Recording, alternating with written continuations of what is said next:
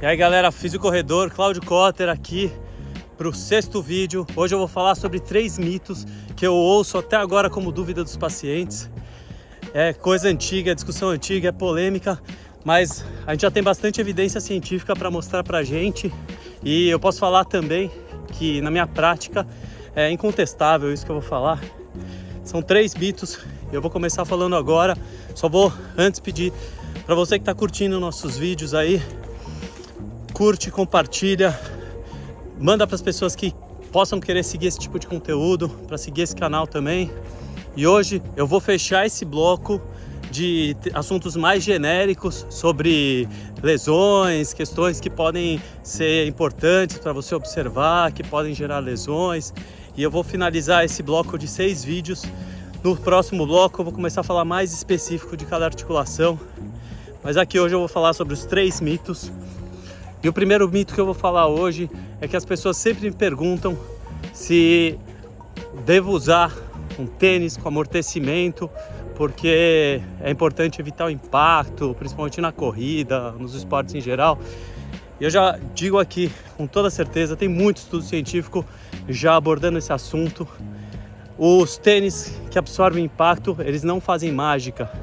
Eles podem ser até um certo ponto positivos na experiência, na sensação. Você pisa, você sente a maciez do calçado, mas isso não quer dizer que ele está evitando que você sofra as consequências do impacto, porque geralmente os calçados mais macios eles vão exigir mais do teu corpo, porque eles vão provocar instabilidade.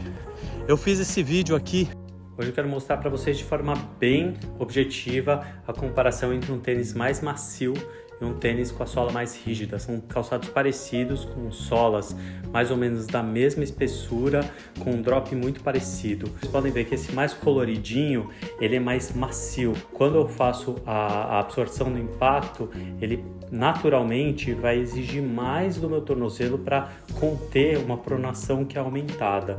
No tênis mais rígido, a pronação não acontece de forma tão intensa, então o meu corpo não é tão exigido. O que eu quero colocar para vocês aqui não é defender um tênis mais rígido, mas fazer vocês pensarem na hora da escolha de um calçado, que quando vocês escolhem um calçado mais macio, vocês vão exigir mais da musculatura, que vai desacelerar essa pronação, porque o tênis mais macio sempre vai causar mais pronação.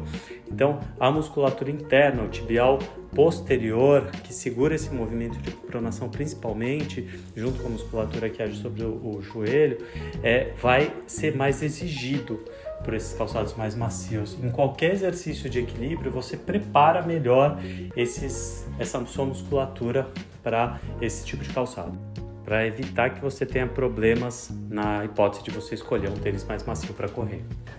Para mostrar lá na outra rede que várias pessoas se queixam para mim, quando elas trocam para um tênis mais macio, elas começam a sentir dores nos pés, principalmente nos tendões laterais.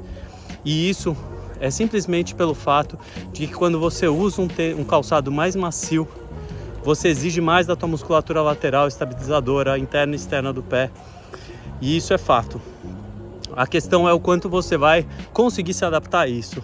Não tem melhor nem pior. A questão é o quanto você consegue se adaptar ao calçado que você quer usar.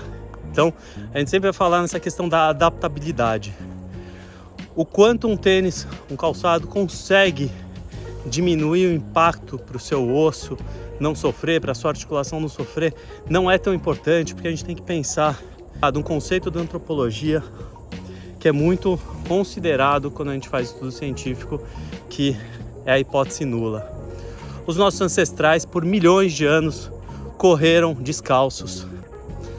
O nosso corpo tem uma capacidade absurda de absorver impacto. É natural para o nosso corpo absorver impacto. O que acontece é que, como a gente passa anos da nossa vida usando calçados macios, se a gente tentar correr hoje descalço, a gente vai ter um pouco de dificuldade nessa adaptação. Mas não é impossível readaptar para correr descalço. Eu mesmo já corri muito descalço, já cheguei a correr 25 km com um tênis minimalista, mas eu admito que não é fácil. É uma adaptação muito dolorosa, muito difícil. E hoje eu prefiro correr descalço só na praia. E quando eu tô na rua, eu prefiro correr com calçados normais. Mas eu prefiro calçados um pouco mais rígidos, não com tanto amortecimento, não com tanta maciez que provoque esse tipo de instabilidade no meu tornozelo. Isso é uma preferência pessoal, cada um tem sua preferência, não tem julgamento. Quem gosta de tênis mais alto, tênis mais macio, usa. São calçados normalmente mais caros, eles têm mais tecnologia embarcada. E aí a questão é mais financeira, porque os calçados com mais tecnologia, os mais novos, são bem caros.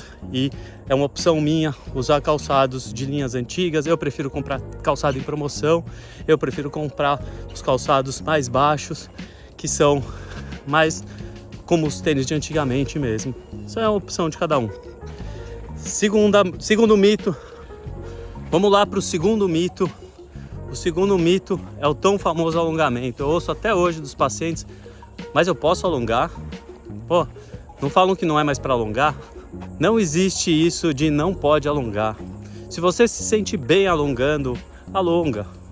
Parte do ganho de mobilidade que a gente sempre fala aqui nos exercícios de mobilidade, parte do que te proporciona, te propicia a mobilidade, são alongamentos. Se você está fazendo alongamento, a questão é que você não pode esperar, e esse que é o ponto principal, que o seu músculo fique mais comprido, porque não é esse o fator importante, se o seu músculo está mais longo ou mais curto. A questão é se o seu músculo tem uma boa adaptabilidade para a sua atividade que você faz. Então, independente do quanto você é alongado, se você está adaptado à sua atividade e não sente dor, você não precisa ganhar flexibilidade, você não precisa ganhar alongamento. Mas manter uma boa mobilidade articular, manter uma boa mobilidade geral do seu corpo é importante sim para prevenir lesões. Então faça bastante trabalho de mobilidade e durante o trabalho de mobilidade você vai ver que acaba alongando os músculos. Isso não tem problema, não faz mal alongar. Agora tem um ponto importante aqui. Se você está com dor muscular, se você fez um trabalho de hipertrofia, um trabalho de potência muscular, aquele tipo de trabalho que causa microlesões no músculo, não faz sentido ficar alongando esse músculo, porque esse músculo já está sofrendo um processo regenerativo que vai exigir alguns dias aí de recuperação. Se você alongar esse músculo, existe alguma chance de você fazer uma ruptura desse músculo ou de parte das fibras desse músculo. Então não vai me alongar músculo que está recuperando de trabalho de hipertrofia, de trabalho de potência, que esteja com dor muscular, certo? E vamos lá para o terceiro mito. Esse aí não tem a ver diretamente com fisioterapia, mas tem a ver com todo mundo que vai para o esporte pensando em emagrecer. É verdade. Muita gente vem para o esporte pensando em emagrecer, mas o esporte, ele não emagrece diretamente. Isso é um mito. O esporte pode te ajudar a emagrecer pela mudança nos seus hábitos. Ele te estimula a melhorar os hábitos. Aliás, a gente gravou essa semana um podcast do Cura pelo Hábito, exatamente falando sobre isso, no quanto o esporte é capaz de mudar os seus hábitos, de melhorar os seus hábitos, de melhorar a sua produtividade na vida profissional, na vida familiar. Então assim, o esporte em si, ele não vai te emagrecer. Nos últimos 25 anos que eu tenho corrido provas de rua, eu posso dizer que depois que eu passei dos 30 anos de idade, eu tive essa percepção de que eu tinha que comer menos, senão eu ia engordar. E a cada ano que passa, depois dos 30 anos de idade, eu percebo que eu tenho que comer menos. E trouxe vários benefícios para mim. Além de mais disposição, menor sensação de estufamento abdominal. Principalmente eu percebi que um processo antigo que eu tinha desde os 15 anos, de sensação de azia, de refluxo, isso vinha me acompanhando desde os 15 anos.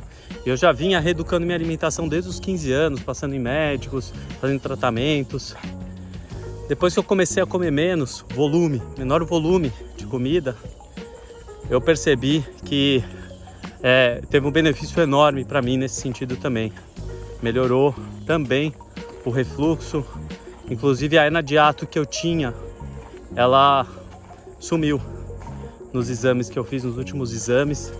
É lógico que não é só comer menos, tem uma série de outros bons hábitos que eu adquiri nesse tempo, algumas questões posturais que eu trabalhei, que eu trabalho com os meus pacientes, mas comer menos traz muito benefício e é uma das únicas coisas que a gente sabe com certeza que faz bem para a saúde, é comer só o suficiente, não exagerar, porque existem vários tipos de alimentação muito saudáveis e é difícil determinar qual é melhor, mas o que a gente sabe é que em todos esses tipos de alimentação que são saudáveis, o princípio básico em todas elas é comer só o que você precisa, sem exageros. Então fica aí o terceiro mito, esquece isso, o esporte não vai te emagrecer, ele vai te ajudar a mudar os seus hábitos, a melhorar os seus hábitos de vida para que você consiga comer menos e assim você vai emagrecer. Mas não é energia gasta no esporte que vai te emagrecer, porque quando você gasta energia no esporte você sente mais fome e acaba, se você se deixar levar, você acaba comendo mais. Então é isso. Sexto vídeo entregue, fiz o corredor 100 vídeos em 100 dias. Não esquece de compartilhar, curte e até o próximo.